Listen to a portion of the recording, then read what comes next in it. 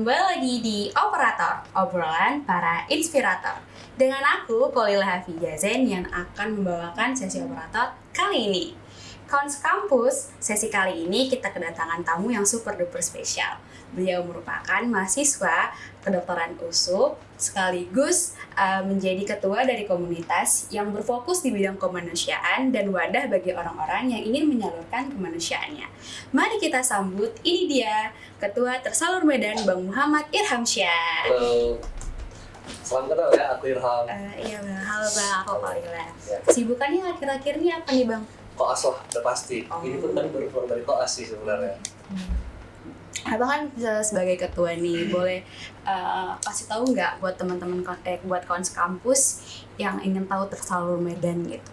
Nah, jadi Tersalur Medan itu merupakan sebuah komunitas yang dia berfokus sama tentang isu-isu kemanusiaan. Jadi kami itu sebagai penjembatan antara orang-orang yang ditolong dan orang-orang yang mau menolong. Itulah kenapa nama kami Tersalur Medan menjalankan.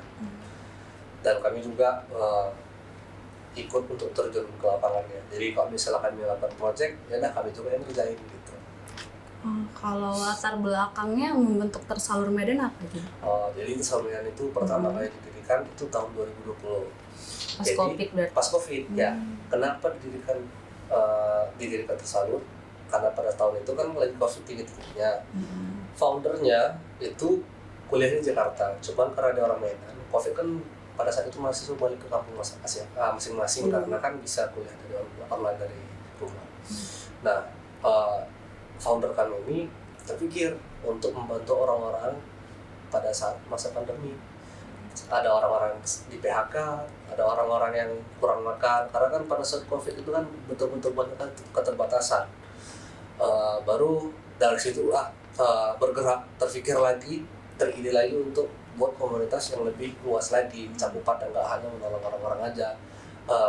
Jadi kami teridelah untuk lebih mengembangkan lagi, teridelah untuk buat SDGs. Jadi kayak kami bersandar atas SDG, Sustainable Development Goals. Ya dah, dari situ kebetulan juga anggota-anggota juga ikut membantu dan selalu aktif. Ya dah kita buat aja Tersalur Medan ini jadi komunitas biar jelas arahnya. Ya, alhamdulillah sampai sekarang ini masih terus berjalan. Tersalur Medan ini Bang, apakah dia kayak di Medan aja atau ada di kota-kota lain gitu? Oke, jadi Tersalur Medan itu merupakan cabang dari Tersalur pusat yang ada di Jakarta. Memang setahu aku pembentukan Tersalur itu dibuat pas di Medan. Jadi pusat sama Medan itu sekaligus barengan dibuat. Nah, setelah pada saat itu ya sampai saat ini masih Tersalur Pusat sama Tersalur Medan. Kemarin udah ada wacana, udah ada ngobrol juga sama orang-orang di Bandung dan juga orang-orang di Bali. Kebetulan aku ikut juga tuh pas kami ngobrol diskusi sama orang-orang di Bandung, aku ikut ke Bandung. Cuman gara-gara satu founder kami keluar karena urusan pribadinya, jadi kami fokusnya untuk buat yayasan dulu gitu. Yang pusat udah jadi yayasan, cuman Tersalur Medan masih tunggu konfirmasi dulu. Gitu.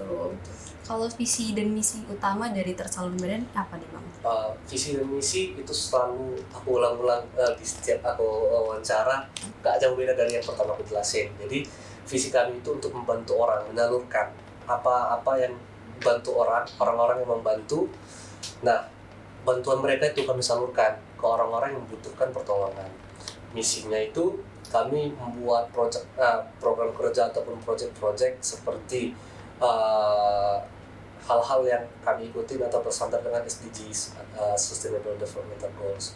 Itu misinya sih. Jadi kami berfokus dulu di tahun ini, kami fokusnya di 3 titik atau di 3 poin dulu dari SDGs, itu pendidikan, kesehatan dan kemiskinan.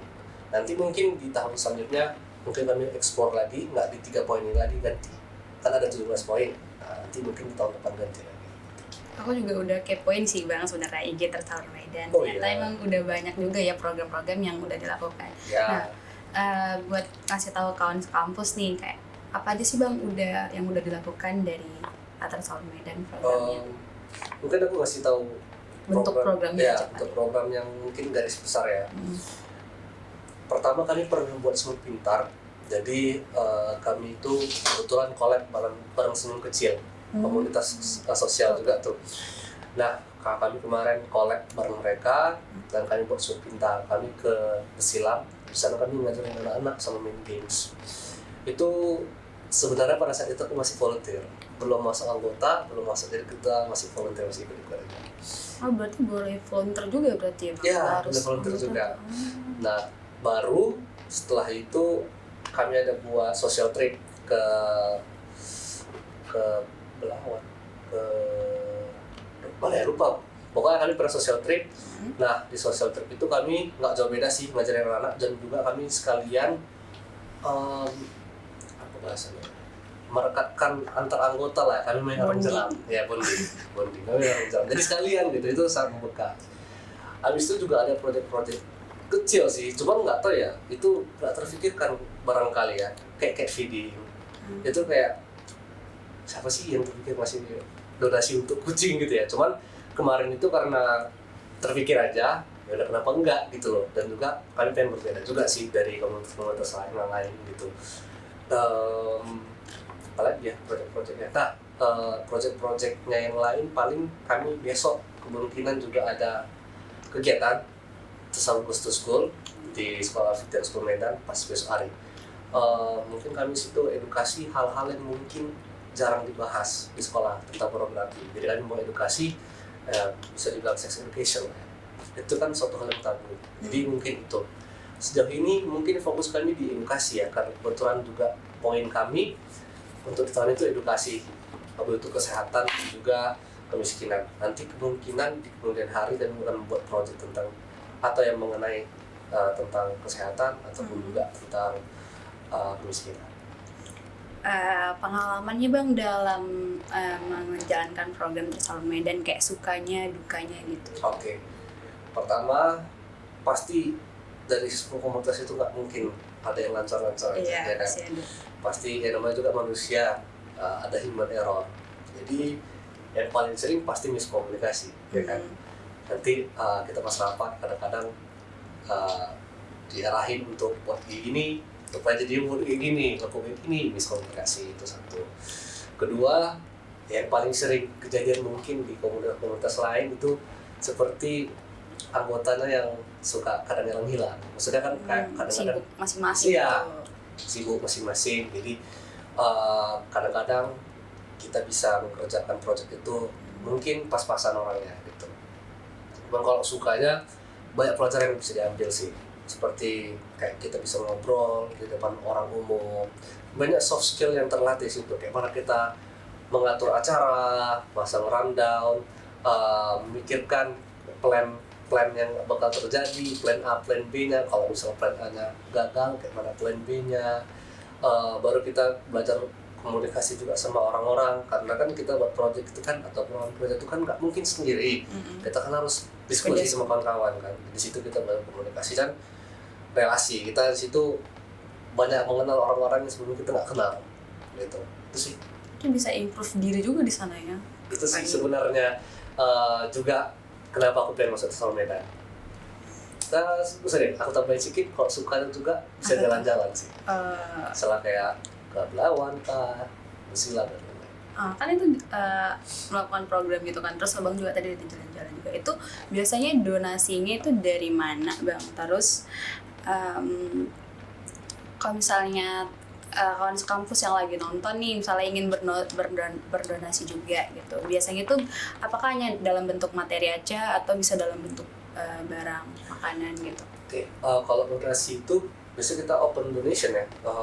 Biasanya kalau di Instagram kami itu open donation, paling kayak kita buat situ rekeningnya sama barcode scan-nya untuk bisa ditransfer. Jadi ya siapa aja bisa aja donasi gitu. Sebenarnya gitu. Donasi utamanya dari open donation itu? Iya, dari open donation itu. Lalu nanti dari situ kita kumpulkan, baru kita bisa kasihkan uang, bisa kita kasihkan materi, tergantung yang kami rasa kebutuhan orang-orang yang ingin kita tolong itu apa gitu. Karena gitu juga banyak suka dan duka juga, kalau misalnya kita kasih uang takut nanti uangnya ditekan, kan kita pengen membantu orang poinnya dapat gitu, nggak loss hilang gitu-gitu aja gitu. kalau misalnya kita lihat perlunya materi, ya kita kasih materi gitu. Boleh spill nggak Bel untuk kegiatan besok? Oke. Jadi untuk kegiatan besok itu kita bakal mengadakan Tersaur Close to School episode pertama. Jadi bukan kemungkinan kami merencanakan proyek ini tuh berkelanjutan. Jadi mungkin diawali dari sekolah Al-Fitian Sekolah Medan dulu, besok jam 7:30 sampai jam 10 itu tentang sex education. Besok acara itu macam talk show gitu. Ya udah, kita jelasin ke para siswa di sana hal-hal yang mereka perlu tahu untuk mereka hindari gitu. Jadi mereka tuh tahu, oh ini salah gitu. Nah, kadang-kadang kan sex education ini kan hal yang tabu. Di sekolah nggak diajari, orang tua mungkin ada yang mengajari, cuman kadang-kadang juga nggak diajari gitu. Karena susah jelasinnya sih. Susah jelasinnya. Jadi si anak ini kadang-kadang nggak tahu itu salah, tahunya di belakangan hari gitu. Jadinya kan ya kita buat project kayak gitu biar bisa dihindari gitu sih. Itu siswanya emang dari kelas berapa aja? Dari SMA. SMA. Dari kelas 1 sampai kelas 3 SMA.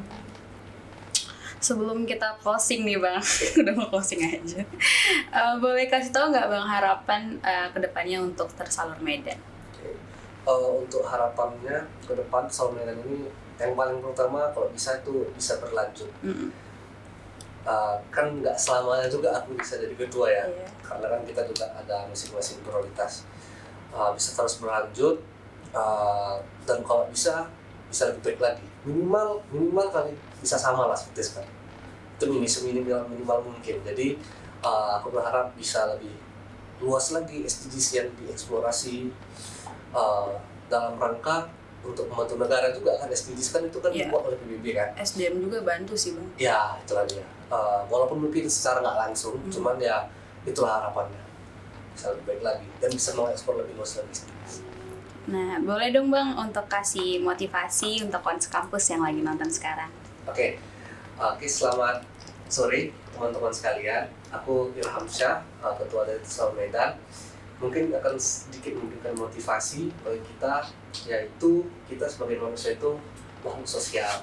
Kita enggak diciptakan sebagai manusia untuk hidup sendiri-sendiri. Jadi ada baiknya kita itu untuk selalu bersosial dengan berbagai cara. Mungkin dari kami salah satu contohnya yaitu komunitas Tersalur Medan yang bergerak di sosial kemanusiaan, sehingga kita bisa bermanfaat gitu bagi orang-orang sekitar. Enggak manfaat untuk diri sendiri, cuma manfaat juga untuk orang-orang di sekitar atau lingkungan kita. Maka dari itu bolehlah untuk kita tuh mencoba untuk belajar hal-hal baru seperti bersosialisasi, berkomunikasi, dan lain-lain. Itu bisa dari berbagai macam cara, termasuk mungkin bisa dari Tersalur Medan juga ya. Oke, mungkin itu aja dari aku, Nasihat. Terima kasih. Ya, sayang sekali teman-teman. Sesi kali ini berakhir sampai di sini. Mari kita menjadi manusia peduli dengan sesama. Tersalur Medan, ajak masyarakat peduli kemanusiaan. Saya Khalila Hafizah Zen, izin undur diri. Sampai ketemu lagi di sesi operator selanjutnya. Bye-bye!